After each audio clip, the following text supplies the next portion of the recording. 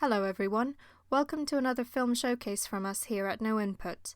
My name is Vanessa and today I'll be talking about a film that puts the magic in crystal balls and the puppet in goblins. If you haven't guessed from those clues, I'll be talking about the 1986 film Labyrinth.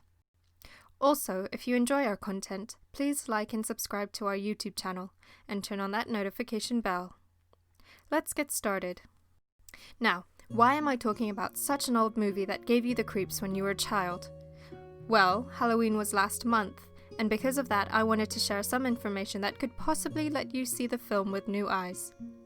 In most cases, Halloween is associated with all things frightening. It is also associated with the dead, especially when it comes to the Day of the Dead in the Latin Circle. However, there is also one tradition that many overlook. That is the tradition of Samhain. For those of you who don't know, it's an ancient Gaelic festival that celebrates the changing of seasons. In many folklore, it is also a time where the veil between worlds is thinnest. What this means is that creatures from other worlds are able to spend some time here on Earth, amongst us humans, without being detected. And yes, some of those creatures can be frightening and even deadly. Now, where does Labyrinth fit in all of this?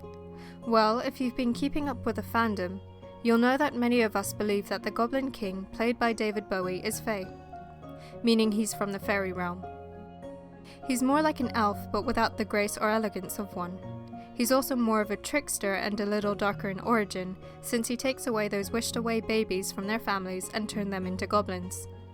Okay, so to tie the two together, basically the Fae and Samhain are connected, because they both originate from the same country, or at least close enough. Samhain comes from Scotland, while the original folklore of the Fae and Fairy come from Ireland. Thus, most of the time, the two are paired together, and why Labyrinth is such a rich resource for fanfiction stories that surround Samhain and fairy lore. It is why I absolutely love it, especially around Halloween. Instead of concentrating on the frightening aspects of the season, I love it because of the magical quality it has, and every year I watch Labyrinth on Halloween night at least once. Now, it's not just the fantasy of the film that draws me in. It is also in the adventure and self-growth Sarah, played by Jennifer Connelly, experiences as she traverses the labyrinth. If you think about it, the film is just another take on the Alice in Wonderland adventures, since Sarah finds herself wandering around in a magical world facing off a villain who tries to trap her in that world.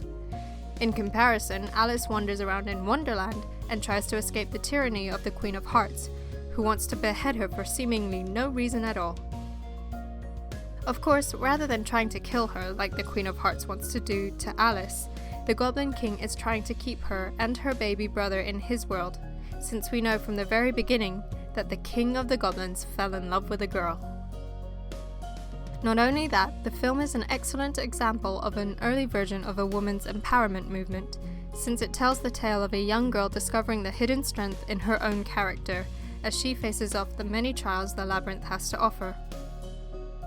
From the not-so-disguised form of peer pressure in the Dance of the Fieries, whose heads and limbs fall off as they try to convince her to join them, to the betrayal of a best friend and learning to forgive them if they're truly sincere, just as she does when Hoggle apologizes to her about the enchanted peach he gave her.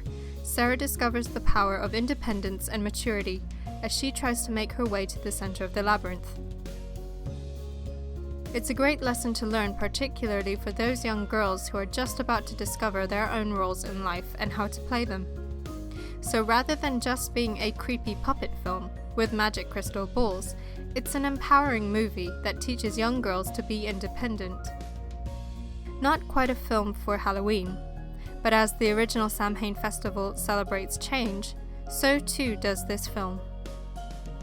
Now, I could go on and on about the importance of the lessons that are learned in Labyrinth, but that would be a whole other documentary, so I'll let you discover this film for yourselves. It's not only a great watch for Halloween, but you could say it's great for all the seasons of the ancient Gaelic calendar, since we now know that each festival brings us that one step closer to the underground, where the Goblin King is waiting for us. All you have to do is say the right words. She's going to say the word. Well, that's it from us today. I hope we've inspired you enough to go and watch the film with new eyes.